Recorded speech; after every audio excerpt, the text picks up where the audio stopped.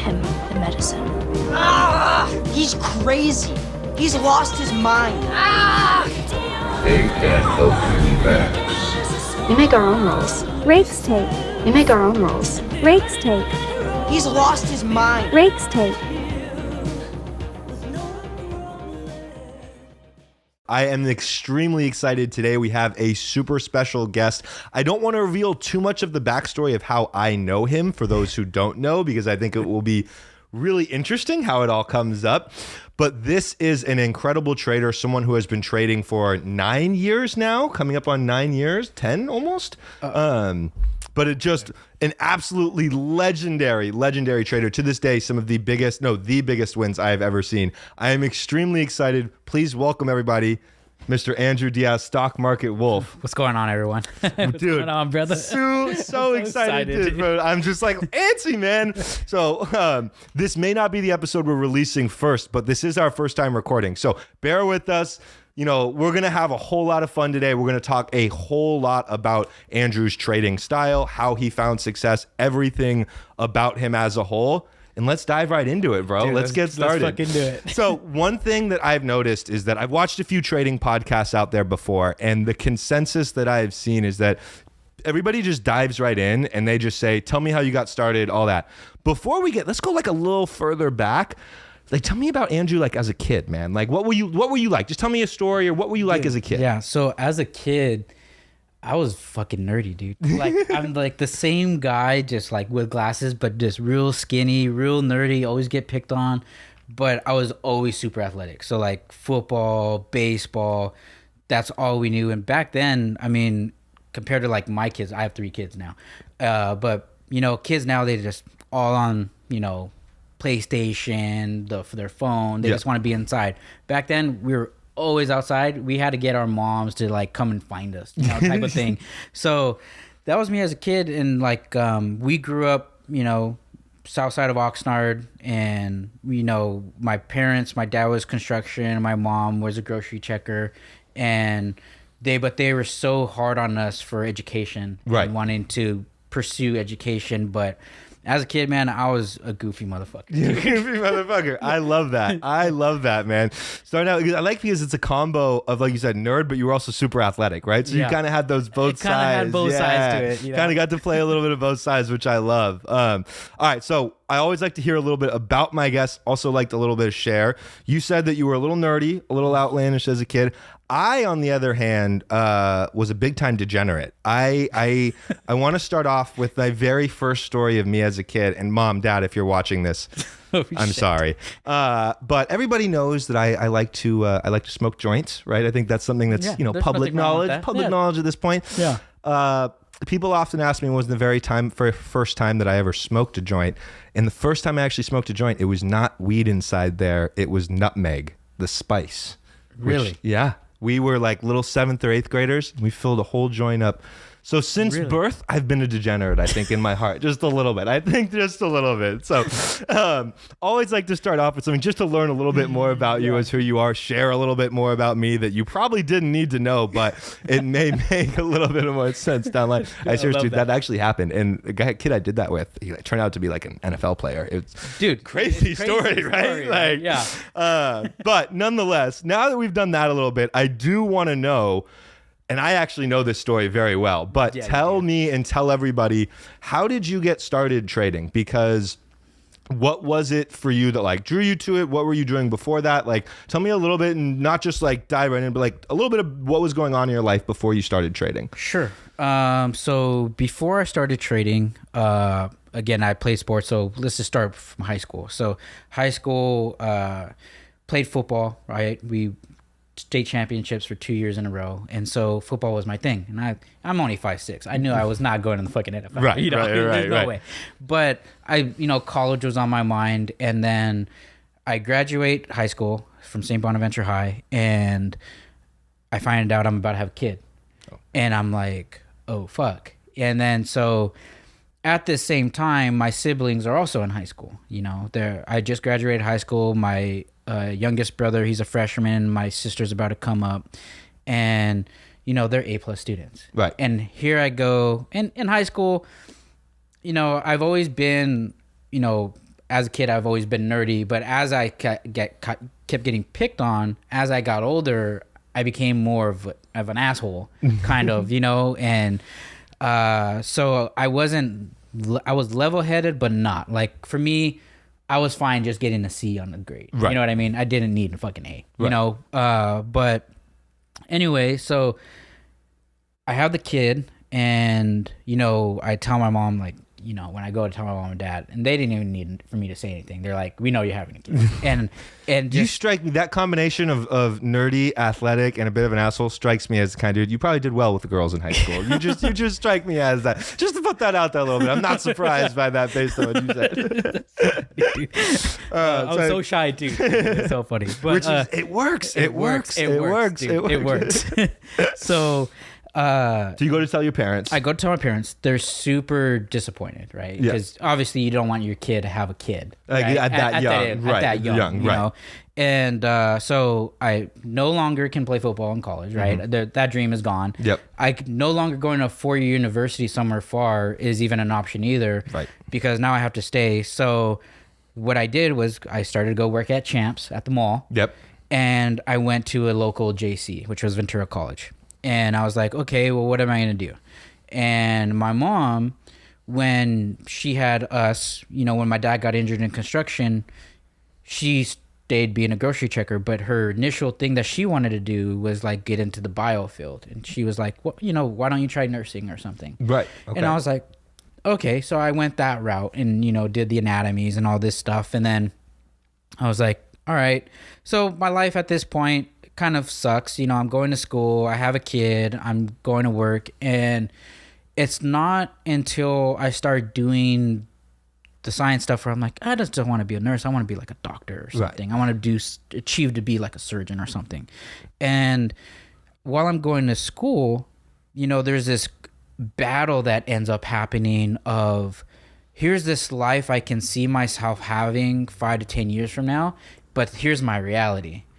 And my reality is I need to show up to work to afford being able to just go to school, And then there is this point where I get fired from Champs. And the reason I get fired was I had a test for anatomy. And the fucking, if the person's watching, the fucking bitch that I was like, hey, can you cover for me? I got an important test. Yeah. You don't have shit going on. Can you cover for me? No, I can't. So then I got mad, upset, and I found out this person was out partying. So I messaged this person. It did not go well, right? Yeah, I get fired, right? And I'm like, dude, what the fuck? And so the day I get fired, I'm going home, and I just filled up my tank. I called her Big Bertha, was my Ford Expedition. That's right. Just this big old fucking Expedition. And dude, we hung out in like San Monica the one time, and I was driving it back then, dude. And so I go to fill up Big Bertha, and she was like $80 to fill up, right? I'm making $7.25 an hour, working 20 hours every 2 weeks. Yep. Barely $280 a month. I want you guys to think about that for a second. $280 a month I'm living off of. I mean, living is a hard word. You're not really living off that. You're not living off of that. You're surviving. I'm surviving. Yeah. Granted, my parents gave us a place to stay, didn't charge for rent, but everything else I'm providing, right? Yep, absolutely. And so I get fired. That same day I get fired, I fill up Big Bertha, and on the way home, my mom calls me and says, hey, I need you to buy diapers for Tay. That's my oldest son. He's 13 now. Yep. She's like, hey, I need you to buy diapers for Tay. So I go to Babies R Us when there was still a Babies R Us. Yeah. And I go to buy just a little pack. And that little pack that I go buy, I go and put in my checking, my card, doesn't go through. And I'm like, okay. And now I'm like, okay, well, I'll try again. Doesn't go through. And now I have this like immediate panic that I'm feeling, and there's a line behind me, and here I am, this, Hispanic guy, looks like a fucking teen, in fucking Babies R Us, and here's all these older dads or moms or, and I'm like, I just feel like shit. So I go home, and my mom's like, where's the diapers? And I'm like, well, my card didn't go through. And she's like, well, it's a good thing you got a job. And I'm like, well, I just got fired today. And the look that I got was just utter disappointment. Yeah. And that feeling, she didn't even have to say anything anymore. Like, I just felt like shit. And then I go and I look at Tay, and my dad's always, he's always been, my mom's been more hard on us growing up, and my dad's always been like that supportive dad, drive us to all the practices, be at all the games. Same thing with my mom, but she was a stickler because she gave up her dream of wanting to go to pursue school to make sure she raised us. Yep. And she always instilled, okay, you guys need to get your education, right? Yep. And so here I am kind of slapping her in the face of like, I'm failing right now. Like right. I just lost my job. I'm struggling in school because I'm trying to raise Tay, and it's just like, I'm failing everything that she worked hard for. And I was like, fuck, so I felt like shit. And then my dad that weekend, again, I've always been a nerd. I've always been into reading, always been into like shit like that. So I was like, okay, well, what can I read? And I was like, all right, well, let's go to, for me, it was Barnes & Noble. So I was like, okay, Dad, take me to Barnes & Noble. And I was just looking for any type of book, realistically and truthfully, like Get Rich Quick. I was honestly looking for like, how do I make money quick? I think that's how it always starts, man. Like, dude, how people find their way into trading and just into like other entrepreneurial spaces or just like life ventures is it starts by you're like, I need it's that like, I want money now, right? It's that emergent, like I need it now type of feel, dude. Yeah. And that's what I was feeling. And I'm like, fuck. So I go and here I am, this poor dad. And my dad always used to tell us, any man can have a kid. Right. But any guy can have a kid, but it takes a man to raise one. Absolutely. Right? And so he's like, dude, this is you got to do what you got to do. So he takes me to Barnes & Noble, and I'm looking for anything. And here I am, for a sense of word, a poor dad. Right. I'm fucking poor. Yeah. Like, I have no money. I have no job. I have nothing going for me. I'm a poor dad. And here's this book, Rich Dad, Poor Dad by Robert Kiyosaki. Dude. Yes. An epic read for anyone who has not read that book. And if this won't convince you, I don't know what will, but a amazing read. Absolutely. Dude, and it's like the fucking lights from heaven just like shown up on this book as I'm walking through Barnes & Noble. And I'm like, oh, Rich Dad, Poor Dad. And I'm like, okay. So I start reading like literally the first fucking chapter is like, the rich don't work for money. Yes. They make money work for them. Yes. And that sentence just sort of like blew my freaking nerd mind, right? I was like, whoa. And then so I didn't have money to pay for the book. So me, my dad, and my son, who's like a year old, we stay in Barnes & Noble till I finish reading the book. And I read the fucking book at Barnes & Noble. It takes me a couple hours. And I learned three main things: the importance of real estate, the importance of business, and the importance of investments. Yeah. Well, I had no money for real estate. Fucking no money at all. Nope. Didn't know what to do for business at that time. Right. But investing seemed cool. And going back to me being a kid, I was always into video games. Yeah. Dude, I played hours and hours of Metal Gear Solid, SOCOM, those were the games back then. So I played hours of video games, and I was like, dude, investing seems cool, because then when he was talking in the book, it was like you could do it from a computer and whatever. And I was like, okay, well, let me try it. So I was like, all right, investing. All right, let me try it. I need a computer. I got that. Okay, we're good. All right, but the main core issue, I need money. And all this time, you're still going to school. And all this time, I'm still going to school. Obviously, raising Tay. And I thought one of the things that was interesting you mentioned is that what you were studying with the anatomy, you were like, man, I want to be a surgeon. You had always had those higher goals from the beginning, right? From the beginning and so now it's interesting to see you read this book and have it take your higher goals and almost be like, okay, maybe there's a different vehicle for me. 100%. Yes. 100%, because in the book, I don't want to give the book away, but in the book, he talks about a rich dad and his poor dad, and his rich dad was this very educated, traditional follow the route person who got a really high paying job, or that's his poor dad, sorry. Right. And then his rich dad was his friend's dad, who you would never know is rich, but has all these successful businesses and is a badass entrepreneur that has all these things. So it opened my eyes at that point of like, damn, do I really want to go to school? Which I still ended up going to school. But so I was like, okay, well, the still core issue and root of my problem is I have no money. Yeah. Well, in the book, it talked about they were trying to do side hustles to make funds. And the very first story is like they were counterfeiting coins and whatever, you know? Yeah. And I'm like, well, I can't do that. But I was like, okay, how could I be smart about this? So I went and got another foot job or another shoe store job, right? And so it was like at Dick's Sporting Goods or whatever. And end up working part-time again at another Foot Locker in a different location. And so I'm working these jobs, and both are part-time because it's not essentially full-time at all, right? And I start making money. And what I start to do is slang shoes on eBay. Yeah. And back in the day, and even still now, but I just don't hear about it now because it's not something I'm into anymore. But back in the day, Jordans used to sell off the fucking wall. Oh yeah. Oh, that's still a huge thing, bro. The sneaker resale market is like. Is there? It's still yeah, big. bro. Yeah. People were literally trying like. It's an interesting side hustle. I just I found my groove with trading, but there were people who will literally what they'll do is they will buy. They'll try and buy out their local store. There's a release coming of new shoes, and they're like, if it has a $50 profit, that's a B rating, right? Like it's really cool. Yeah, dude, yeah. No, 100%. Yeah. So that's what I would do, and because we were employees, we would get only 12 shoes of Jordans. Yeah. Retro 11s, the Space Jams, or whatever. Yeah. And per store, only a certain percentage can reserve, right? And depending on what shoe it was. And so I would reserve some, and then I would use my check to pay for it, and then I would go and flip it immediately on eBay and make like a $200 to $300 profit. Yep. And I was like, this is fucking cool. And then I was like, okay, shoes is working really well.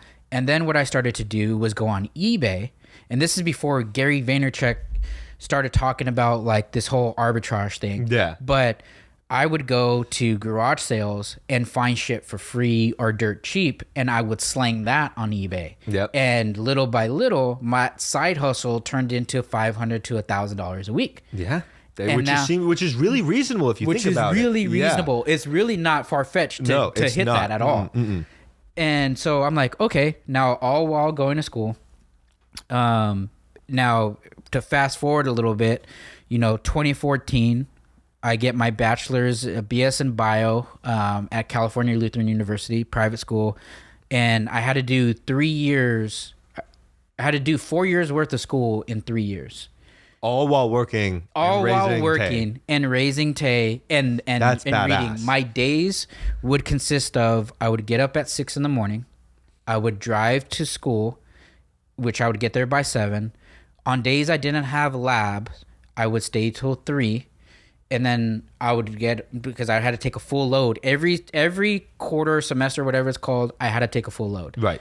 And more than a full load. And so then I would come home, spend a couple hours with Tay, and then I would go to work from 5 to 10. And then when I would get home, I would then study for school, which my grades for graduated undergrad, I barely graduated. It was just you just wanted to pass. I just wanted to pass, dude. Yeah.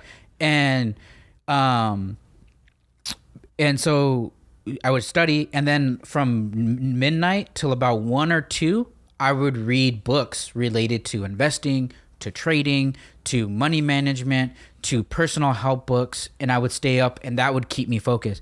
Dude, there were days when, I would get an F on a test, or I would have to retake a class, and I would have to now double jam-pack my stuff. I would get home and I would fucking cry. Yeah. And it's because it's like I was getting nowhere. Yeah, bro. And I was like, fuck, here I have this opportunity at a pretty good fucking university, and I got a scholarship. That's the only reason I was able to go, is in JC I got good enough grades to get a half scholarship, and then I had to take out student loans for the rest.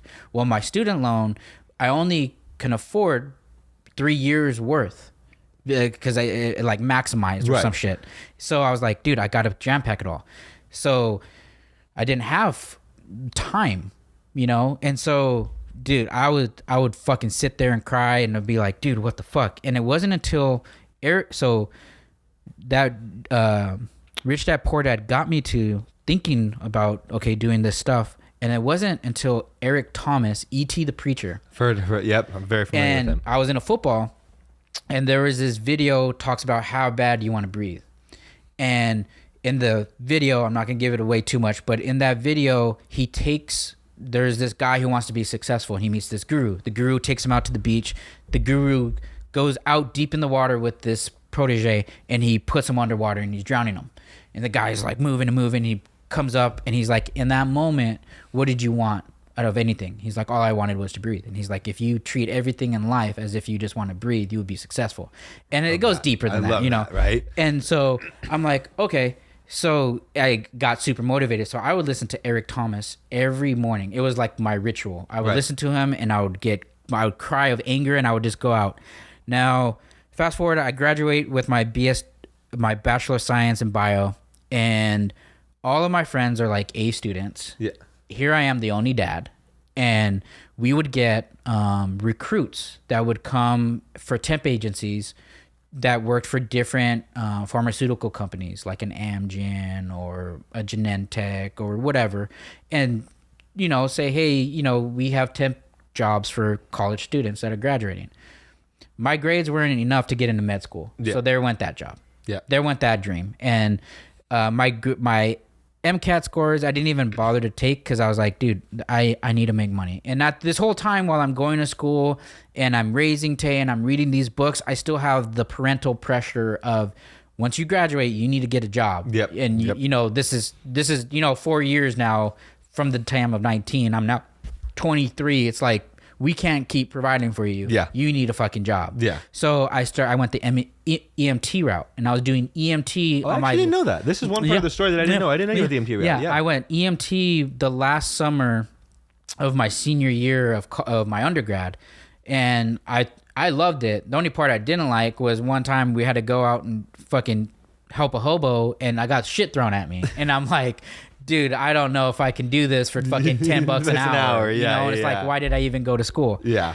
But those recruits would come, and I would always, whenever they came, I would always come dressed to the nines. Yeah.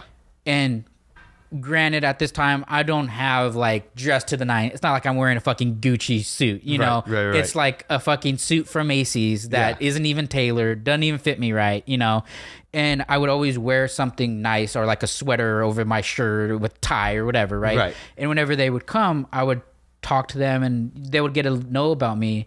And I've never hid that I had a son, and they'll be like, dude, you have a son and you're working and you're coming into the school and you're showing up to these like recruiting events.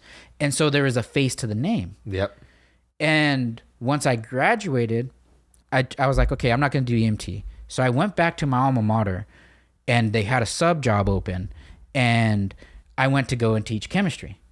And I graduated with bio, and for a private school, you don't need a teacher credential. Okay. So I was like, oh, this is great. I can sub for a little bit, and maybe they could find a job for me. And then at that point in my life, I'm thinking, okay, well, I did enough to become like a bio teacher. Maybe I was still into science. I was like, I did maybe enough to be a bio teacher, and I can go and teach football, which is what I love. Okay, this is gonna be cool. I can do this. Yeah. I'm cool with this. And it was 2 weeks of prep, and then on the first day of school, I shit you not, I get a call from the recruiter. Now, I did 2 interviews. Rewind back. I did 2 interviews at Amgen, and I didn't think I was going to get it. I bombed it. Yeah. I bombed both of them. And the very last interview that I did, as I was leaving, I was talking with the manager, and we started talking about kids. And then it blew her away that I had a kid, and she was like, so in essence, Tay kind of saved my life. Yeah. 100%. I mean, he did save my life. Yeah. And so the first day of teaching undergrad, or of teaching at my alma mater, I get the call from the recruiter saying, hey, you got the job at Amgen. I didn't even fucking hesitate. At lunchtime, I go into the principal's office, and I'm like, hey, dude, like, I love you guys. You guys have been family to me, but I got the call. I got the call. Yeah, you got the call. I got the call. I got to take this. So I started as a temp, and now my starting salary at the time as a temp was $25 an hour. And I'm like, dude, this is pretty fucking good. That's pretty fucking good as a fresh undergrad student. Yep. And here are my other friends that were A+ students that are not at Amgen. Yeah. And so one of the lessons I want you guys to understand, don't matter your grades. It matters who you know sometimes. Yes. And who you are as a package. Who you are as a person. And I think that's like, it just speaks volumes to like how someone will like look at you and see Like I tweeted something the other day. I was like, because for me, it was crazy. One person told me one ambition they had in life, and it completely changed my perspective of them. I was like, whoa, like that all of a sudden, like I look at them a completely different way. And it seemed like that recruiter at Amgen found out like, oh my gosh, you're doing all of this with the kid. That shows me your work ethic. This is the guy we need to hire. Yeah, right. this Like is this 100%. is the guy. Right. Yep. And so it's not all about grades, right? Even though you're talking to two day traders whose grades ultimately did not matter. Yeah. Right. It's not all about grades. It's about who you know and what you can bring to the table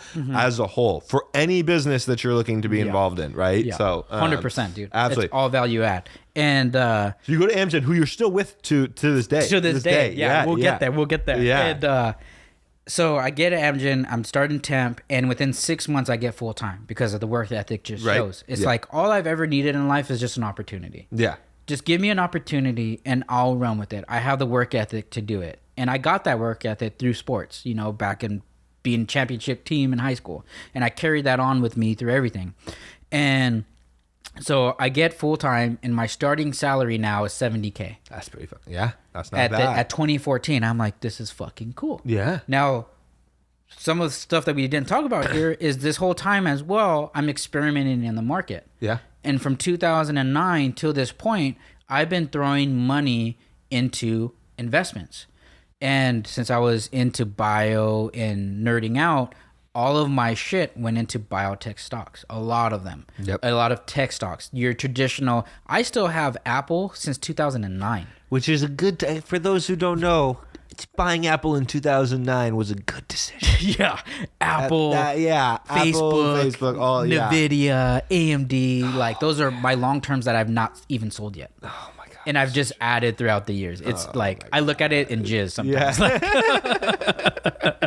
You know, like No, I 100% know the feeling because as much as it shamed me to admit, I have for sure looked at a position before and just kind of had to been like cross the leg. You're just dude, like, it's I'm excited. Dude, I'm so excited. But No. so I've been investing that whole time. Now, 2014, I'm making $70,000 salary at a very prestigious company at Amgen where we make cancer therapeutics, do stuff for Alzheimer's, and here I am working in the lab and as a scientist, and I don't need $70,000. You now have a little bit of capital to risk. Dude, I've been living off of $248 a month. Yep. And so more than 3/4 of that money went right into the market. Yep. By the time 2016 hits, some of my investment, and this is like during some of the biotech boom, some of the tech boom during that time, I was invested in OLED. And I remember always talking about that. Always talked about OLED. Dude, that OLED, shit went from like $20 to 240. 10x its money, right? Nvidia, Apple, Amazon, right? All these went way huge from 2014 to 2016. But then some of these biotechs that I was invested in, because I knew the science, dude, they went from like $2 a share, and these weren't the pennies that this is just investing. They went from like $2 to 50. Yeah. And I have like 10 racks in them. Yeah. Yeah. Dude, by the time 2016 hits, I hit my first mill. And this is not with day trading. This is more with long-term investing. And but you had been dabbling in day trading, of course. Of course. Yeah. And but the big wins were coming from those long-term. 100%. Huge. Yeah. But so 2016, I make that first mill, and then I read this book by Grant Cardone, because then I started to think, I have money for real estate. Yeah. You know. So then I started getting more into real estate, and I read this book by Grant Cardone, and it's called the 10x rule. And in the 10x rule, he's essentially talking about you're only 10 multiples away from making $1 million off of $1,000. Yep. And if you can make 1,000, you can make 10,000. If you can make 10,000, you can make 100,000. You just got to put in 10x more of the effort. And I'm like, okay, well, that sounds nice on paper, but how can I do that? And I had been dabbling a little bit in day trading, and I came across a day trading ad on YouTube. I think it was like Timothy Sykes or Ross Cameron, one of the Warrior Tradings, and I joined them, of course. Yeah. And I see some crazy profit. I think one of them was like 20,000 a day. I'm like, there's no fucking way. Yeah. Right. Just like total sketch. Like total shit. When I post my stuff now, people are like, so sketch. Dude. Oh yeah. You're fucking lying. Always You're have to fucking deal lying. with. Yeah. Those two, they had some. Those two I know are some tricky.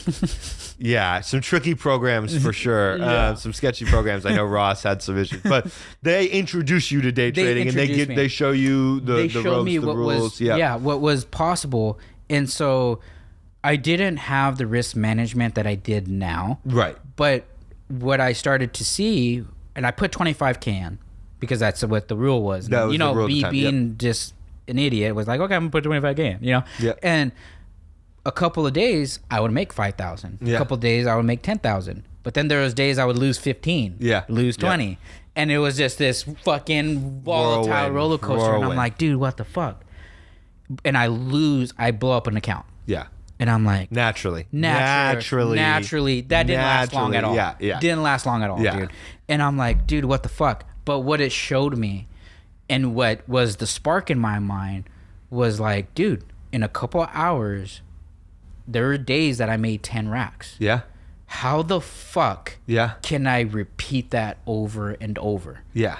And I'm like, okay, I need to figure this the fuck out. Yeah. And so from then on, I just spent time trying, and again, going back to my nerd ways, was like, okay, let me go to statistics and try to just fucking look at this. And then that's where the 2-to-1 ratio came in. Yeah, that risk reward, and baby. Then that R multiple. And R multiple.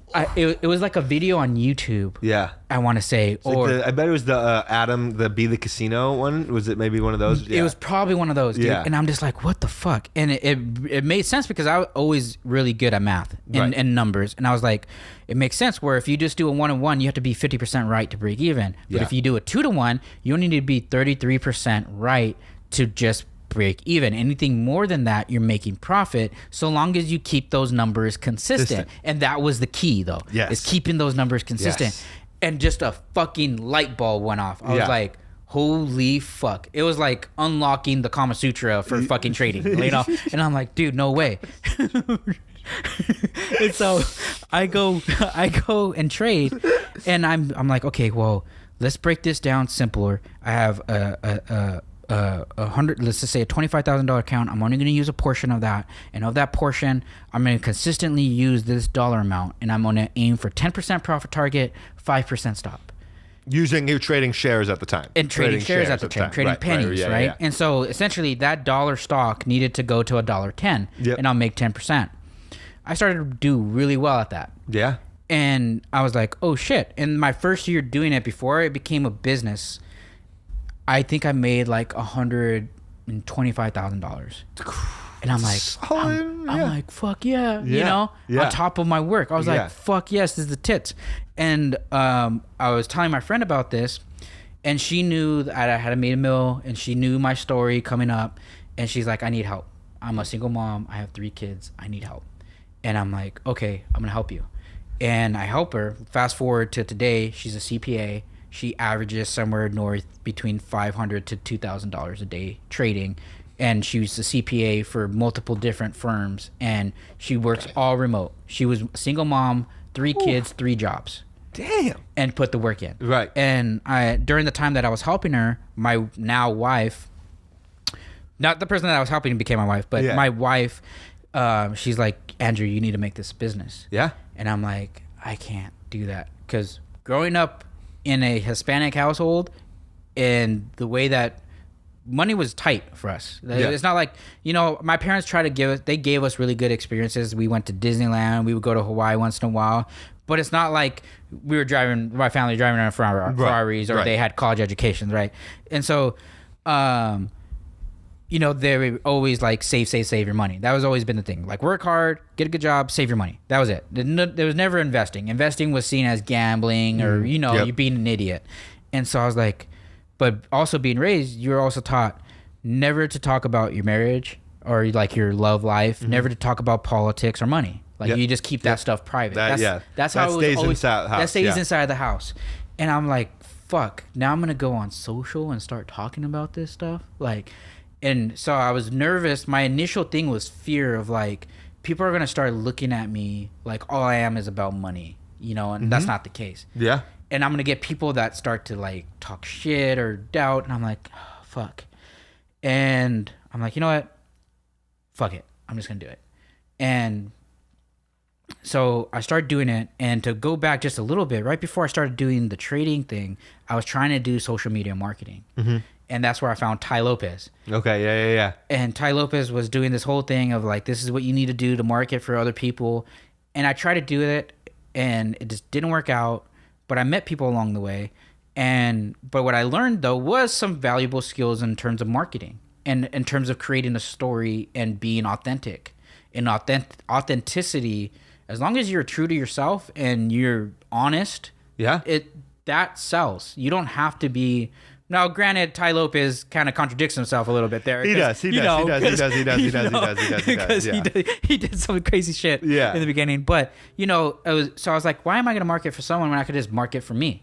Yeah. And so I was like, let me do what I know best, which is right now at this point, I'm doing pretty good at this 2-to-1 ratio. Yeah. Start the business, and then certain things come along the way. So let me pause you there because I think this is an interesting time, because at one point Andrew has that 2016 year, makes 125K, which is crazy for your first full year of trading. I wish I made money during my first year trading or my second year trading. But I did blow a count. You did blow an account. You did blow an account. This is true. But Andrew then decides to start posting on Instagram and start showing off some of the education that he's offering for people and some of the programs. Yeah. And I then see one day on Instagram, I was like, oh, looks like this dude made some money off his computer today or off his phone. And then I saw another Robinhood screenshot of someone making $400 in a day. And I'm thinking in my head, much like you, when you first were looking for books to try and get rich quick, you went into that bookstore with the intention of finding a book to get rich quick. I, in my head, was like, I would love $400 to go buy some weed and get some drinks tonight. Like that, honest to God, that was the first thing that popped into my mind. I mean, granted, I was a junior in college at the time. I was like, yeah, beer money, let's go, right? Yeah. So I ended up looking into. This is why I didn't want to give too much away in our intro clip, because I ended up finding a service and subscribing to that service. And within that, I end up meeting you. And And at some point, there was a middleman. There's this whole confusing spiel. But what ends up coming from that is I ultimately see Andrew. I see his Discord. I see everything that he's able to offer. And most importantly, I see that every day you're really doing this. Every day you are up. It wasn't easy work, and you were clear with us on that. And you were clear with us. I thought it was really crazy because one day we were all in Andrew's Discord, me and a couple of other beginners, and and like you yelled at us one day. I don't know if you remember this, but we were all swinging tops. TOPS. Oh yeah, dude. We were swinging. Everyone. It was like shipper season or something. I don't know if any of you have been trading long enough or trading pennies long enough to realize that, but for some reason, all new traders believe that it's free money when it becomes like near the holidays on these shipping companies, because they're shipping more for Amazon. It's like a total scam, right? They're just, it never happens once. But I remember one day we were all us like degenerates in the chat were like swinging tops for like 3 days, 4 days straight, while you were telling us, and at one point you were like, bro, I day traded this stock 4 days ago and I haven't touched it since. What are you guys doing? And you gave us like this, like, it wasn't like a yell, but you kind of in like a coaching way, you yelled at us where you were like, if you're here to be a degenerate and just fucking gamble, this is not going to last, right? Like, this was a day trade, this, all that, and now you all are holding and hoping that this stock is going to go back up because it's shipper season, because Amazon Prime all of a sudden needs more ships, as if they don't already, like, as if a penny stock is going to get an Amazon Prime contract. I thought that it's just funny in hindsight. But I remember you being very stern with us that day and very, very real. And I was like, all right, I really appreciated that, because now I can tell this guy's a real mentor, right? And I can tell this guy is going to care, right? Because you could have very easily just been like, YOLO. Wow, that was a stupid trade, or YOLO, right? So hold it, guys, or you could have just, you could have called us dumb, but like not like shown that you cared. You really showed us that you cared with like the way that you like let us know that was not the right way to trade, right? And so from there, I remember that was the end of 2017 and beginning of 2018, you come to me and you come to one other guy at the time, Kyle Walters. Shout out if you're watching this, Kyle. Shout out, Kyle. But he comes to, Andrew approaches both me and Kyle, and he says, hey guys, so we've had the Discord monthly. You all have been learning from me. We've been doing Zooms. We've been trading together. I've been giving you a watch list, but I just made my first course. All right. I think that was the time I just made my first course, and I'd love for you two to be the first 2 students that take it. Right. Yeah. And I remember at the time, it was right around Christmas. So I remember going to my parents as a little broke college student that I was. And I was like, Mom, Dad, like, for Christmas, I want this course. Like that's what it would be a blessing to me. And my parents were like, we'll split it with you. Right. We'll split it with you. We'll find a medium ground. And from there, I remember for the next several months, every Saturday, we would get a new video released on this is like the very first course you ever did. And the evolutions you have now are crazy. But you would get a drop every Saturday. And I remember spending those Saturdays watching the new course lesson each time, watching the new material, watching what we were going through. And it's just crazy to look back. I mean, obviously, we're going to talk much more about our journey, but to look now where we are, Andrew was my very first ever mentor, the very first person that ever introduced me to what a stock even was. So without him, this podcast would not be happening. We would not be here. Rake trades would not be a thing. I don't know that you all would be watching funny stories on Instagram, because most people's other stories aren't very funny. And so truly, bro, I just want to say, before we dive a little bit more deeper into some of our various trading strategies, some details on it, I want to say thank you, because you took that leap. And really, I'm going to be honest with you, I want to thank your wife, because your wife pushed you into starting this business. If she hadn't have done that, I don't know if we would have met. I don't know if our paths would have crossed. And the crazy positive outcome that has come from you and I meeting and us working together has just been absolutely insane, man. So seriously, man, I am so grateful to call you a great friend of mine. And I mean, what a journey. From there, for those who aren't familiar, who weren't a part of Wolf's Room with me, we were trading together for 3 years now. 4 years, but 3 years of where, after taking his course, I eventually translated into like an admin role, kind of a moderator role, so to speak. And eventually we were working kind of, I was really like helping out kind of like as an employee, right? And it's so crazy to me now for us to look back and be like, we started off as you my mentor, then we started off as you giving me a job pretty much, right? Then we started off and then it grew into, me developing a little bit more of my own trading style. Making my very first ever course. My very first ever course is a StockMarketWolf options course, which is crazy to think about. My ever first course. And then now, when we did part ways, and I honestly am so grateful, because most of the time when people part ways in a situation like that, it doesn't end well. In ours, I feel like it's only, and I can't be more grateful for you to have pushed me to do my own thing. It's so, it is crazy to see where we have come now. And I'm just really grateful for everything, bro. So before we dive even deeper, I love you, man. I love you. And this is, what a crazy journey. It just, for those who don't know, right? We have, this is going to be our second or third episode released. Our first episode we had with Mr. Ron G, who is one of my students. And it's just crazy to think that one day this could end up being something that I go through as well. And it's a proud moment, man, right? And dude, it's a cool, it's just a cool, like 2 seconds ago, dude. It's a cool moment. So, that being said, let's come back to earth a little bit here. Let's come back to trading. And I want to, now I know, and I knew this, but now everybody knows your background. Let's talk about specifics of some of your trading things that you find success with. You had mentioned to me, and I thought it was really interesting, because for you, realizing the 2-to-1 risk reward ratio was kind of like an instant click, right? Yep. Now, for most people, the way that I think it goes, the way that it went for me is you taught me 2-to-1, right? And I learned it. And that's kind of like the basic thing that good educators will teach you is what is the risk. Manage risk. They'll teach you how to manage risk, but more importantly, they'll teach you that you should be risking 1 to make 2. That's very key, right? Yes. Because you can manage risk, but still take profit at 10% every time and have a 10% stop. And that's not good risk. That's good risk management in the sense that you're keeping your stops tight, but it's not good R ratio, right? No. It's not good R multiple. So I thought it was interesting how you said that because the way that like kind of just springboarded you immediately. The way it went for me, and I think most traders out there, and I mentioned this in my mastermind, is that we learn 2-to-1 ratios, right? Good educators teach that like you did. And then for me, the way it was, especially once I started trading options, I saw profits of like 20%, stuff like that.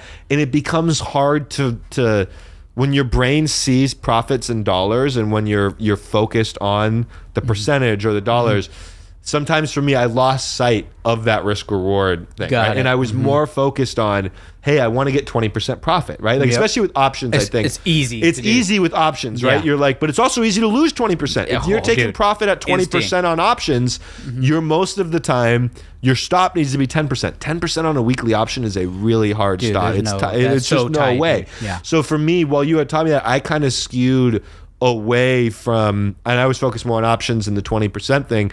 But like you said, my come to Jesus moment, one of the many that I had, was this risk reward concept, right? And this understanding that risk reward at the end of the day is everything,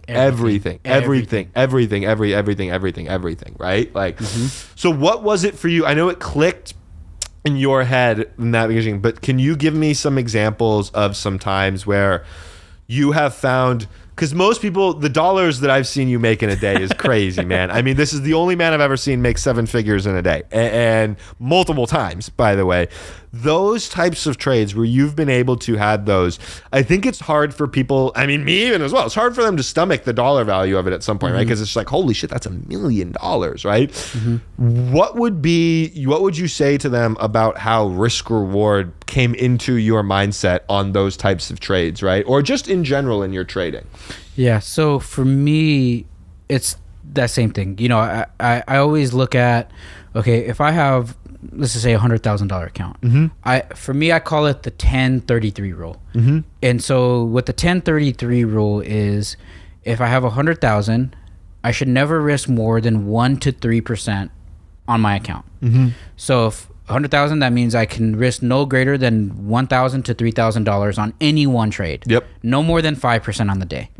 And then I trade with only 10% of that account. So if it's 100,000, my full size trade, and I only take a full size trade on an A plus, would be $10,000. Okay. Yep. And then with $10,000, I'm setting a stop at 30%. Where if I lose that 30% off of that 10,000, that's 3,000, which is 3% of my entire account. So I'm mitigating risk. So now where the risk multiplier comes in, where that thing is, it's like, dude, even if I lost 10,000 of it and just lost it all, but I can make 2, 3, 4, 5, 6, 7, 8, 9, 10, 20,000. I'm going to take that all day. All fucking day. And on days, and this is where it's really hard for people to understand, is on days that I had those big days, it's not like I put 100,000 in it. You know, $30,000, $60,000 max on some of those.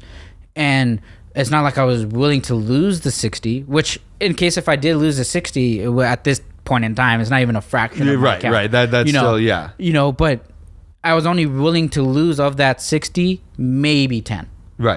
Which is, again, following within my percentage. Your percentage risk management rules. Right? Absolutely. And so as I started to make profit, my first thing is to shave off. So if I have 100 contracts, let's just use contracts now, contracts, that's what we do, right? Just for reference, Andrew started out as a penny trader 100%, and for years after I learned options, for years I was texting this man, bro, you got to check out these things called options. You can make way more. They can be crazy.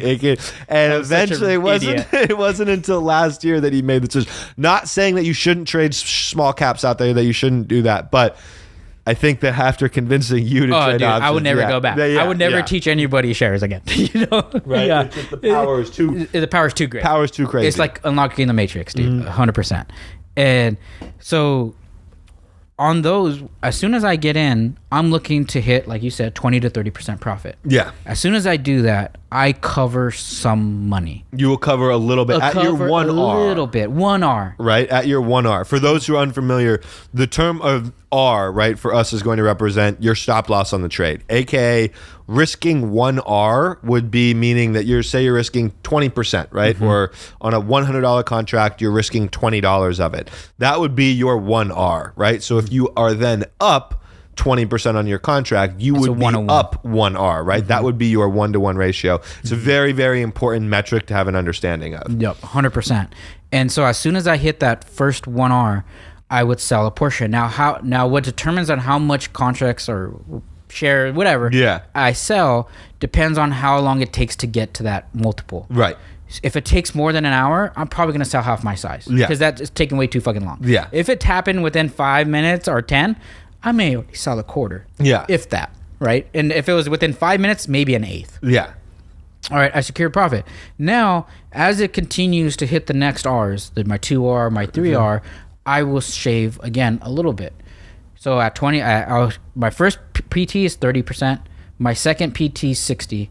After 60, I take a little bit at 100, and then after 100, I let that motherfucker go. Yes. I don't shave anything after that. I just let that bitch ride, and if she wants to put out all day and slob on the knob all day, let her fucking slob on the knob all day, dude. Because like I just let that shit just You go. just let it go, and that, all day. You, of all the traders that I have ever known, you are hands down. And I will say, because one of my other mentors, Eric from Major League Trading, is also great at holding trades all day, so I have to give him some props to it. But you, dude, the ability to hold your winners is out of this world. Like, I remember that day, one of the 7-figure days on SPY, you held a winner. You shaved probably a little bit at the 30, 60, 100, but then you held a position from like 30K to over 7 figures. 1.67 million.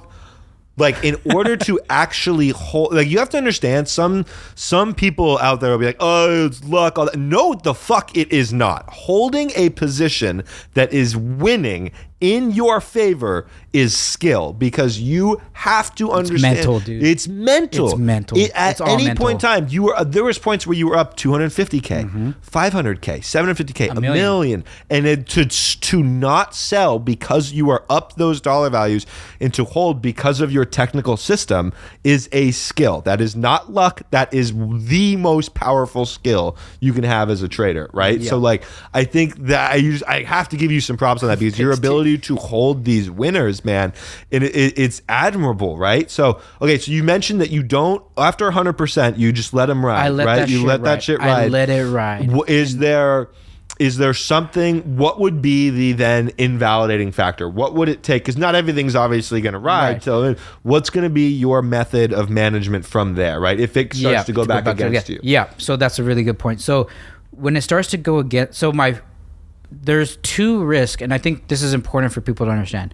When you're mitigating risk on a trade, the first risk mitigation happens on the initial entry. Yes. Right? Setting your stop properly, having your multiple. Yep. After you've hit that multiple, there's a second mitigation that takes place that is super important to understand, and that would lead to profitability. And so with that, for me, and I have a set of rules, and one of the things, and I think going back to the mental thing, is I've been so patient and hardworking my whole life that it took years to just get to somewhere where like it's not hard for me to hold a fucking couple hours in a trade. Dude, I've been waiting years for this, It's totally different. But so what I look at though, and I'm a technical indicator guy. Right, I know we're gonna have this conversation of indicators, no indicators, but yeah. But I look at my EMAs and I look at my MACD, and my first rule is if any of those indicators start to reverse on me, signifying a bearish move, if I'm in calls, let's say, right, yeah, right, then I'm gonna look to get out. Yeah. If it comes back to my premium, which your break even, which is my break even price. Yep. So if any of those rules happen at any one point in time, I'm out. So as long as it continues to stay above my indicators, there is no rule that is signifying for me to get out. Yeah. So I don't get out. I have to be, and this is a really hard thing as a trader, is to stay disciplined and follow your plan. Yeah. Oh my, it's probably the hardest thing, I would say. Because fear and greed, and greed in this case of I'm up profit, I need to sell. It's like there's nothing telling you to sell completely yet. Yeah. You know. Now, if you wanted to be even more conservative, I know that there's traders that are out there that will be like, if I'm up and I give back 30% of what I'm up, you know, let's just say you're up 200%, and it comes down to 170 or whatever. Right? Yep. Okay, I'm going to take profit now.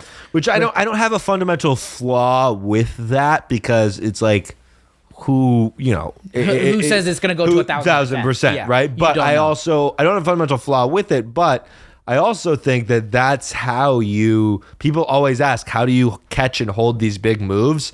Doing something like that limits your chances to do 100%. Right? Yeah, because it just takes a quick dip to just especially if you're trading 0 DTE, which I do. That's what you all do. I do. Right. Yeah, and that's all you do, which is crazy. I think that there's like you found this crazy success trading the same like every day, right? With the SPY 0. It's all SPY, not SPX. No, all SPY. My recommendation to you is stick with SPY. Stay the F away from XPX. Yeah. Because the spreads are going to be wild on it, right? Yeah. But so every day, 0 date expiration, SPX is replayed. Now, you mentioned that you will use your EMAs and your MACD to manage some of the position on that, right? Now, before we go too deep into indicators versus none, I do want to ask what time frame are you doing that? Is it the 5 minute? Okay, so it's the 5 minute. So, but I will do a top-down analysis. Okay. Yeah. And top-down analysis for people that are listening, and Jake, I'm sure explains this too. Yeah. You start granular, right? Yeah. So a year chart, I do all my technicals. Then I go to the month, do all my technicals. Then I go to the week, do all my technicals in terms of my lines, support resistance lines. Yep. Now I have just like a guideline to kind of see where I'm at. Yeah. And that helps me determine, okay, well, if I'm at support and this support is holding, I should look to maybe buy calls. Yeah. Right. And then I'll wait for my technicals for me. Right. And then if I'm at resistance, okay, maybe this is a point where I shave profit if I'm in those calls, or start to look for the reversal for a put trade or whatever. Right. So I top down analysis, and then I'll use my indicators. And then once I go from year to month to week, my sole premise and focus just becomes on that week chart, just the 5 day, 5 minute chart. 5 day. Got it. Okay. So that becomes your priority, that 5 minute chart. And that's the one. The only reason I ask is because I know sometimes with the EMAs on trending days, things can break up slightly above the 9, right? And then come back. So that was that was wondering maybe the 15 or 15, right. I haven't experimented with that. Got it. Okay.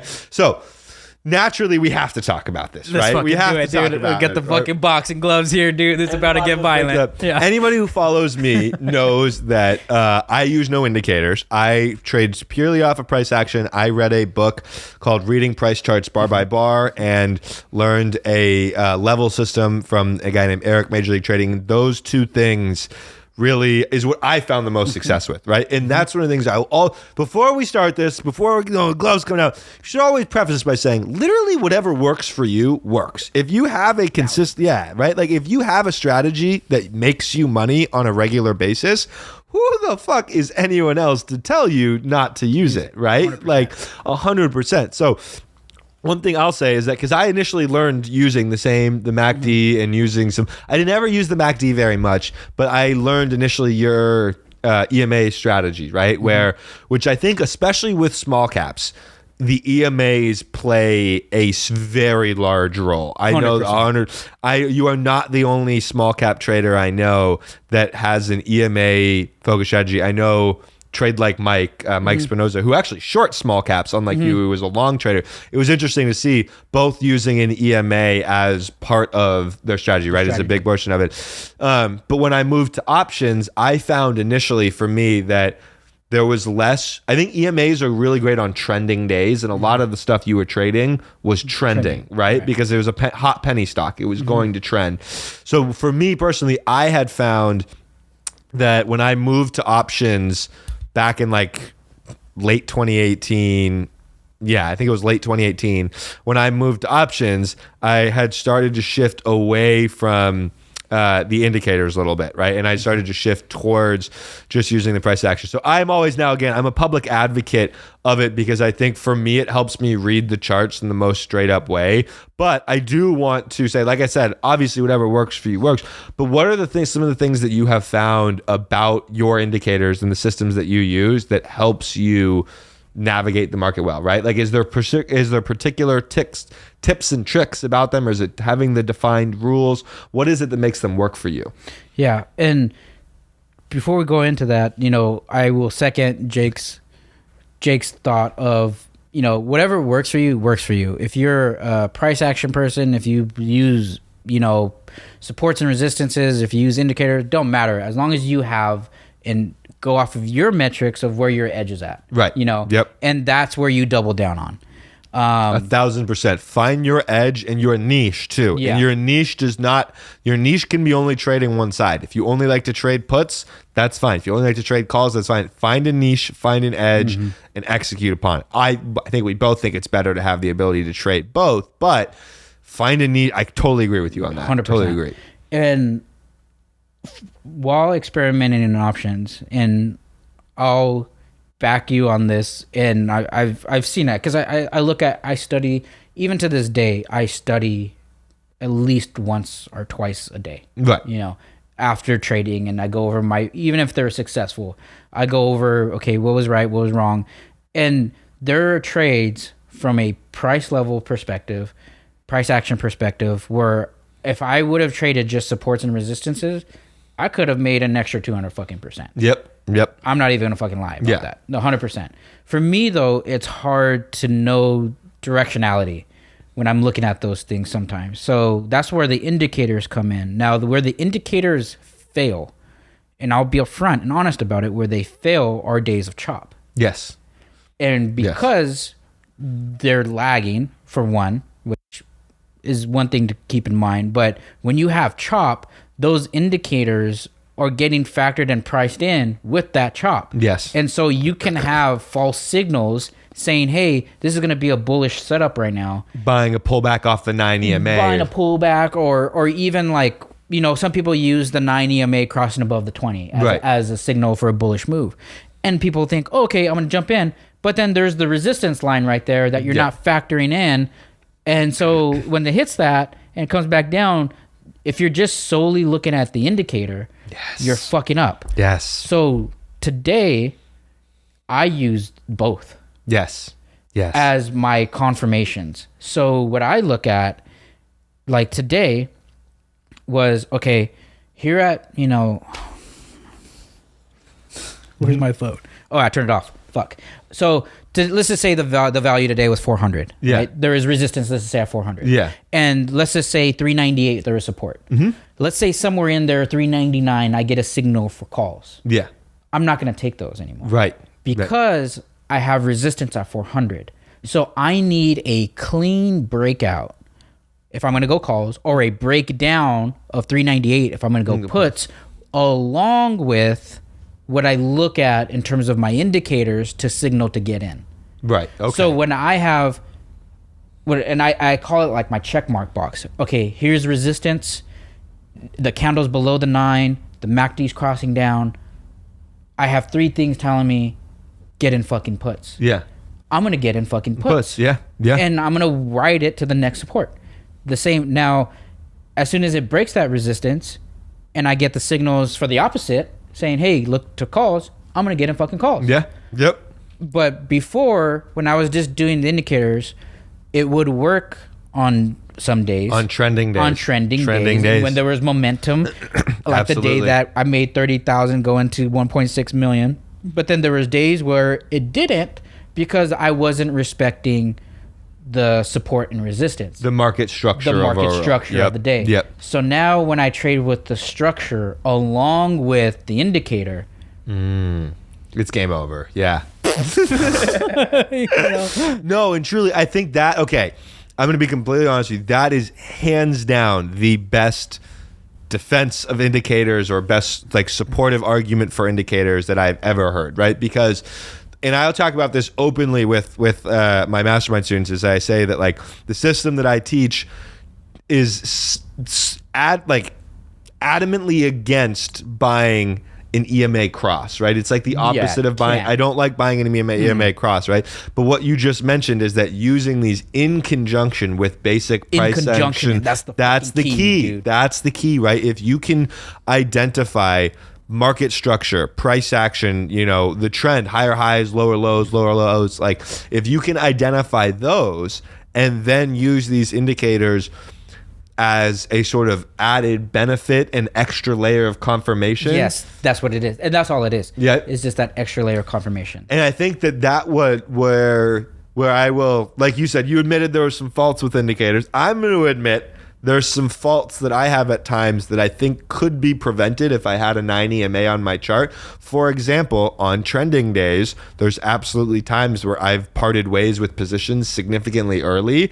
And had I had a 9 EMA on or something like that, I do think it could have led me to held the position a lot longer, right? I do think that. So I think that there's some give and take on both sides, right? Yeah. Where you can say that, because for me, the reason I took them off is because for me, it gave me, I have a very defined system of what I look for before I enter a trade. There's 4 things I look for. I look for X, X, X, X, X, X, X, right? Before me entering that trade, if I have an indicator on my chart, whether it's the VWAP or whether it's the 9 EMA, what I found is that I started to take trades that weren't actually system based, right? Like I have a system of those 4 things I'm looking for, which are all price action based.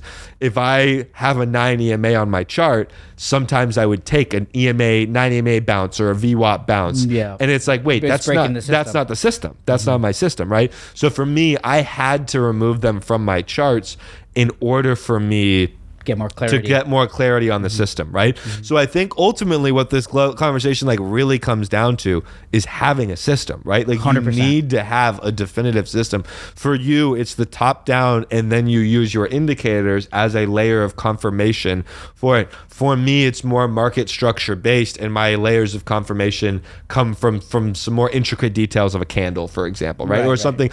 But it doesn't matter, right? Like it doesn't matter. I think it's so interesting just because there is this stigma, and I'm probably somebody who's, propelled a little bit. There's this, I feel like this new stigma, mainly it's on Twitter, which I don't know if you're on Twitter very much, but Twitter is vicious, bro. Twitter is like mean. People on Twitter are just cruel. But people on Twitter, there's this like big movement, even way stronger than I've ever even sounded, against indicators, right?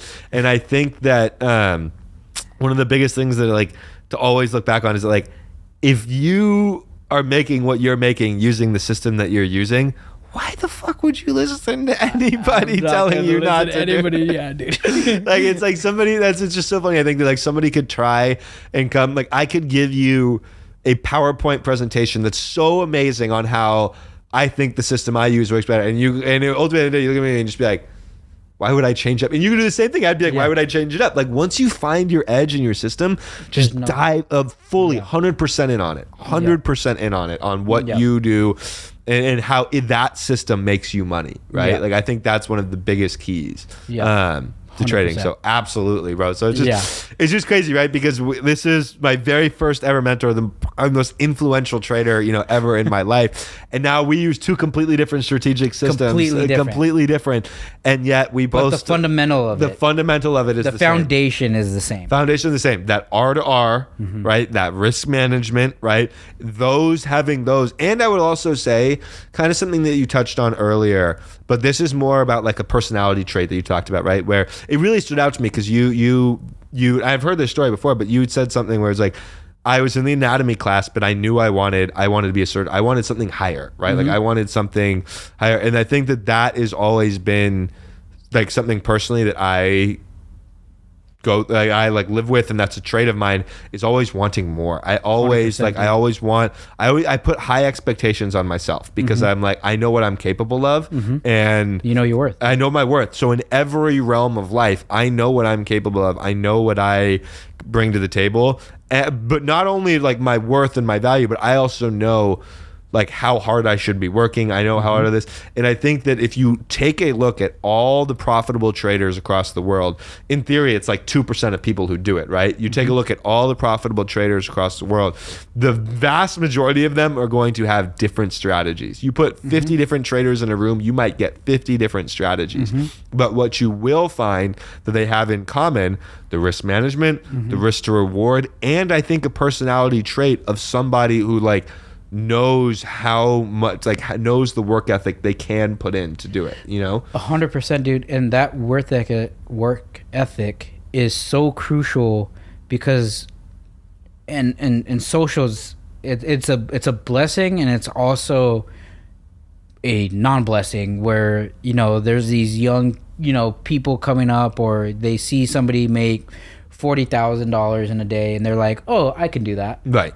And now they, you know, they're on these Reddits or on these different forums or Wall Street Bets, whatever, right? And they're taking yellow trades, and they're thinking, you know, when you look at anybody who's a professional at something, a professional boxer, a professional athlete, a surgeon, a lawyer, it took years of dedication to just get to a proficient level. And that's not even being like at the top of that field yet. No, that's like just proficient. That's scratching the surface. That's scratching the surface. Like there's professional boxers out there who could still probably get knocked out on the street. Where like, but then there's like the Floyd Mayweathers and Mike Tysons of the world who are like just total badasses, right? There's different levels to every single subset of the game. Yes. And when you look at that, and I see people that are like, I ask people, you know, how long you been trading?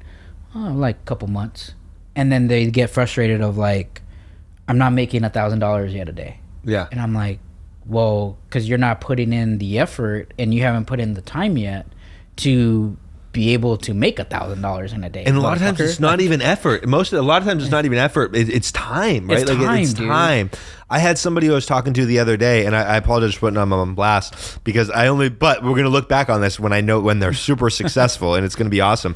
But they were messaging me, and they were really struggling. They were talking about quitting. They felt like, you know, they put the last year of their half in their life into something that they weren't seeing a reward out of it, all these things. And I responded, I was like, bro, remind me how old you are? And he's like, I turned 18 a couple weeks ago. And I was like, bro, like with all due respect, it has nothing to do with his age, but I was like, you've been trading for a year and a half. You're 18 years old, right? I would be shocked if you were profitable by now. Like that just like I would be shocked if you were like, maybe not shocked, but I would be surprised if you weren't going through any hardships anymore. Like this is like 1.5 years is such a short amount of time to be doing something like this, right? Like you don't expect to be a master of it so soon, right? Yeah, 100%. And then I always tell people like, yeah, you know what? We're playing the short-term game as day traders. Like we're looking to get in and get out at some point in time on the day. But we're doing this over the long span of our life. Like this is a skill that we can have, and God, you know, willing, I live past 60, right? That I can do for the next 40 years, 30 years of my life, right? And make money throughout that whole time. It's like, why are you trying to make your years or life goal on your first fucking year of trading? Yeah. And it's like, it just blows my fucking mind. It's the phrase, and I hope the reason I'm really glad we talked about this, because I hope this phrase sticks in people's heads. People want to trade for their rest. People want to day trade for the rest of their lives, but then they trade like their life ends tomorrow. And I think that if you can get it through your head that you are trading each day for the next 10 years, then it becomes a lot easier to not trade like your life literally ends tomorrow, right? Like it is a crazy, playing the long game as a trader is incredibly important. And I think that any time that you kind of lose sight of that, it's really important to think. I also love this quote from Umar Ashraf. He says, always think of your next 1,000 trades, your next 1,000 trades, because one trade should never do that to you. Yeah, right? It should never wipe you. Never wipe you, right? Yep. So, all right, bro, I have one more question that I gotta ask, and I gotta because I know for sure that I've been curious about this, although we've talked about it before, but I know that there will definitely be some viewers that are curious.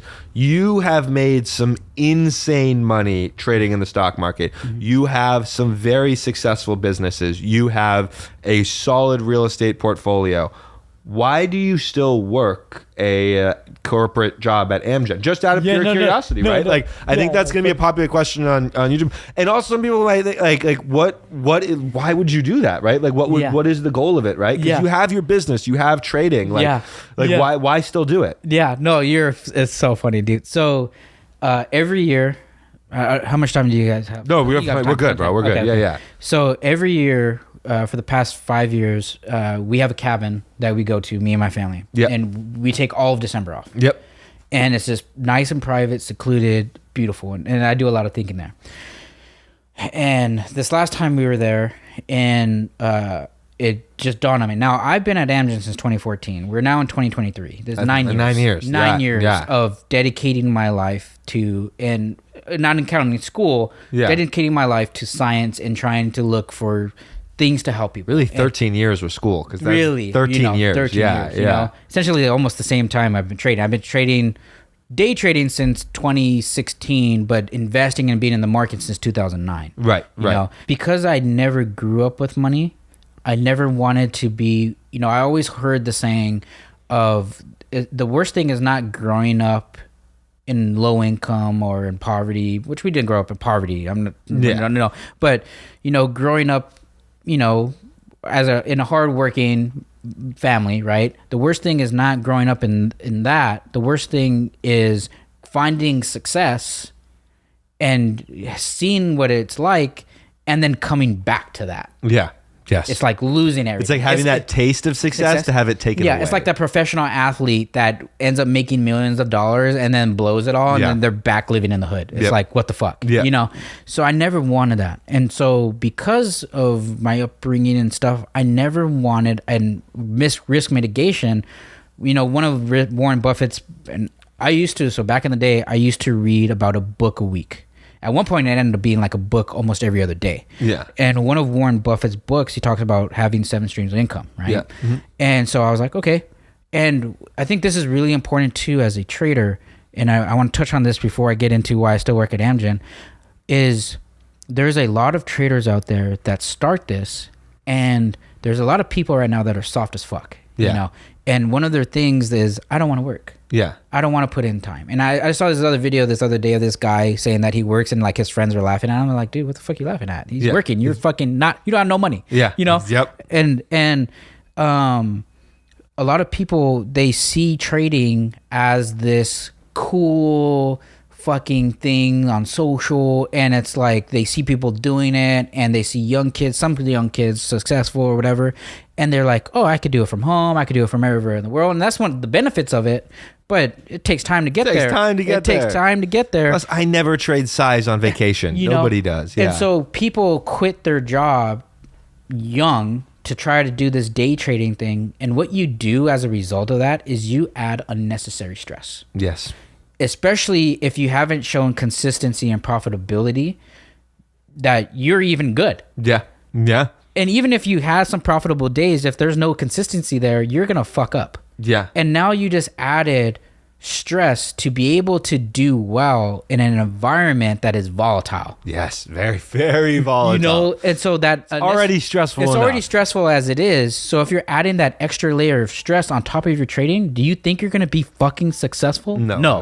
You're going to fucking crumble. Yeah. And so that's one of the reasons where I never looked at my trading, and even to this day, I've never taken a penny out of it. Yeah. And I use my job as my security, right, and use my trading and the StockMarketWolf business to then funnel and fund into other things like real estate, yes, other investments, longer term stuff, and that ends up growing. And now I just have this 9-to-5 that just pays for my life. Yeah. So I don't have to worry. This can keep growing and expanding at maximum capability. That's generational wealth. That's generational wealth for my future. Yeah. Where this, now to go back though, this last year I had a friend pass away at the age of 33, and we're at our cabin, and I'm, reflecting on life, and I'm just like, my son's 13, my middle one's 5, and my youngest is 1.5 years. And he had life-saving surgery at 6 months. And I'm looking at my wife, and I'm like, the business is now that we do options, Yeah. it's way more consistent Yeah. because shares, not everyone Not wants everyone's- to do it. yeah, It's very volatile. Yeah. And More options traders out there. Yeah. 1,000%. And, and I found a really good edge where my first year of doing options, I only traded half the year and I made $7.7 million. And it's like, Which is there's verified on it. It's verified, dude. for all of those people. Yeah. So, but believe me, I'm also like, what the fuck? Yeah. And so like when that year happens and then the business is doing well and then real estate is doing well and everything else is doing well, it's like, why do I need it anymore? I don't. That's the question. I don't. You don't, right? Yeah. And for me, so I went in to quit. Yeah. Oh, I did was you? a- I didn't know that. Yeah, so check this out, check this out, check this out. I went in to because I've been quit. asking you this Yeah. even before the Yeah. 7 mil. I was Yeah. like, Yeah. bro, you do not need this income from the 9 to 5. Yeah. Why do? Okay, so you went in to quit. Yeah. So, so the progression of Amgen, I started in the lab as a scientist, then I work as quality assurance, and then I become a manager of quality assurance. When we first met, you were quality assurance. Yeah. And so now as a manager, I oversaw a team that oversaw the manufacturing department to make sure we meet FDA regulations, everything like that. Right. And so, my whole 9 years, I was going on to site. Even when COVID happened, we were exempt workers. Yeah. So, and at Amgen, the manufacturing department is 24/7. Yeah. So I had weird schedules all the time. So I was always on site, and I'm like, I don't need to go on site anymore. Yeah. I'm done. And so I went in to talk to the manager.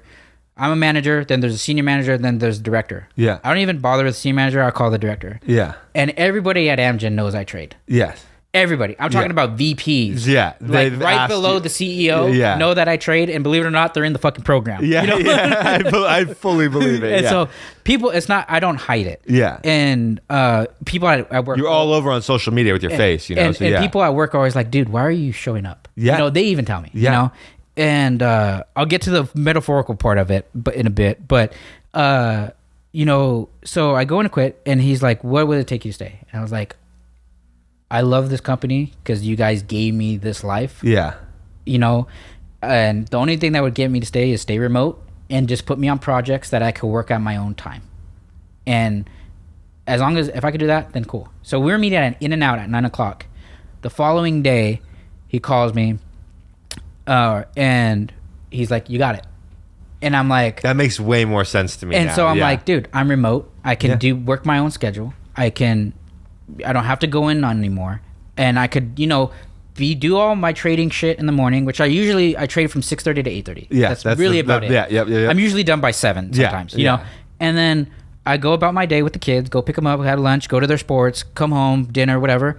And then, maybe at 8:00 after, having some happy time with the wifey, Yeah. I can then go and do some Amgen stuff a Yeah. little bit for And- a couple hours, And for those who don't know, Amgen does work on cancer research and is big in the biotech Alzheimer's, space. yeah. So that there's a passion behind it. There's from a you. huge passion behind it. And so I can still do that. And so it makes no sense to give it up if it works with the schedule. So I didn't know the remote thing. I thought you were still going in No. because last time we talked, and this was several years ago Yeah. now, but last time we talked, I asked the same question. Even before this, I was like, why are you saying, because you were going in every day. That Every makes day. way more sense Yeah. now. Yeah. If you're not going in, if you don't have to go in, you quit. But that was my biggest thing. I was like, bro, why are you driving to work every day? That commute is not worth it. It's not worth it. But now, from a metaphorical standpoint, and I know there's going to be young people that see this. and Absolutely. stuff, and I think one of the biggest downfalls for people is that they are money driven. And Yes. money is extremely important, and people that say that it's not are full of fucking shit. Yes. But at the same time, if your sole goal and premise is to make money, you'll never obtain it. No. If you have the mission of serving others from like your heart, if you look at anybody, look at Elon Musk. Yeah. Look at fucking Jeff Bezos. Look at other people, right? They provided a service. Yes. And they did it with passion, right? And my passion, I wanted to be a surgeon. Yeah. I couldn't be a surgeon. So I went biotech route, and I had a grandma who died from Alzheimer's, and I had a grandpa who died from cancer. and being at a company where I oversee what the fuck is going on to help millions of Amgen is a Fortune 500 company. Yeah. It's a very big. time. It's a very big company. AMGN is the ticker, by the way. Yeah, and to be a part of that and have hands on with it, dude. Going home knowing the work that was done goes to help somebody prolong their life so they get a couple more years with grandma or whoever. Dude, you can't. You can't put a price on it. You can't. No, you can't put a price on it. But now it's to the point where I always look at things from a cost benefit. Yeah. And to the young people, go and buy Jake's fucking program, right? Is because people look at cost and they think, oh my God, this is too expensive. Yeah. If they see a mentorship or they see this is too expensive. It's out of range. It's out of range. But what's the fucking benefit you're getting from it, right? A lifetime, a lifetime, bro. Yeah. Right? And so I always look at cost benefit. And so if the benefit outweighs the cost, I always do it. Yeah. If the cost outweighs the benefit, I never look at it anymore. Yep. So it's at a point in my life when even though I'm remote, and I could still do it, but if the cost, in which the case for me would be time, if that cost of time is outweighing the benefit of me being with my family, that cost is too great. Exactly. That's when it has to go. Yeah. Yep. Right. But being able to be remote now, that's not in the equation. It's not in the equation. And I do it when everyone's asleep and the wife's asleep or whatever. And instead of playing Call of Duty for a couple hours, I'll do some Amgen work for a couple hours. And if it ends up never being efficient for them, they'll let you know. Right? They'll let me know, and I'll say, hey, thank you for everything you've given me. Yep.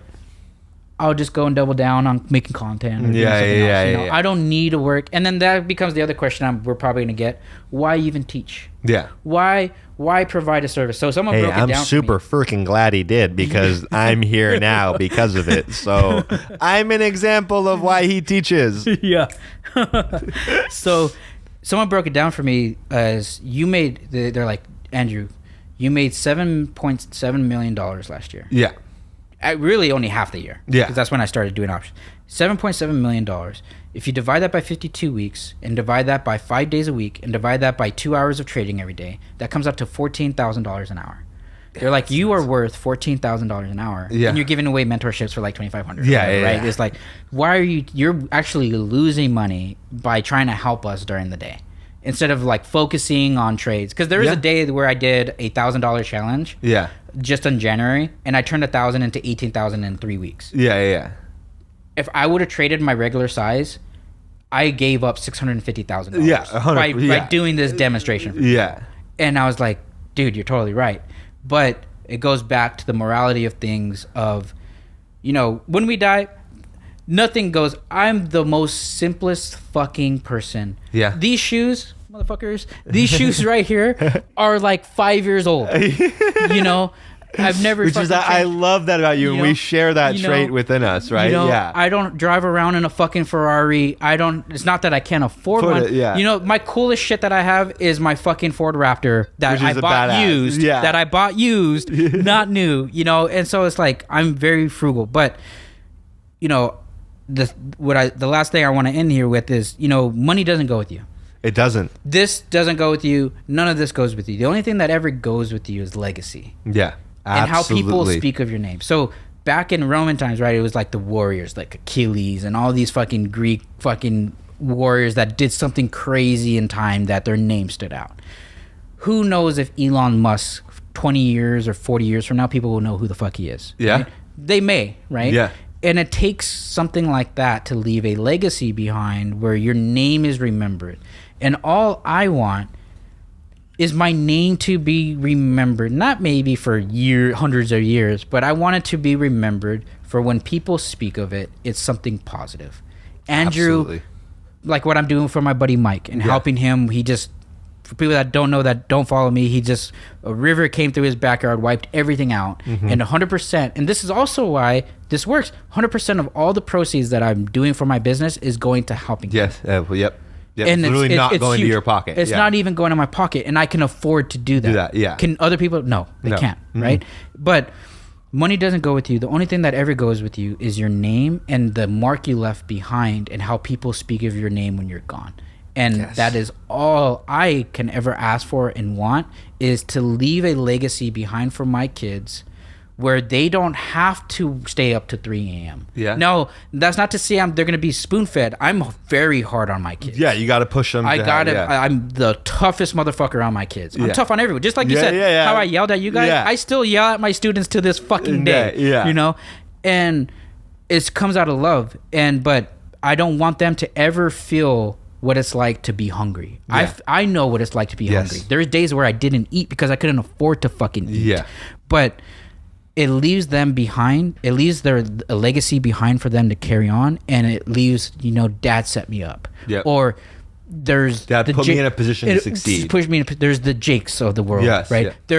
There's a person that I had that was living in a fucking van that was trading from their phone that now has a condo and makes a couple $1,000s a month, and it's like that in it of itself. I could die tomorrow and I'll be completely happy. Absolutely, bro. I could not agree with you more that legacy is what you leave. And what I'll end on is that speaking from me, my parents, my future kids, hypothetical future kids, we all thank you for the legacy that you're leaving, because I literally wouldn't be here without you, bro. I love you, dude. Seriously, this has been amazing. Thank you so much, man. Shout out to our first episode. Let's do First recording, incredible. Thank you so much, bro. I really appreciate you. Man. And plenty more to come. And for that, everybody, we'll wrap up Rakes Take episode 2, 3, depending. I love you all so much, and see you on the next pod. Thanks, guys.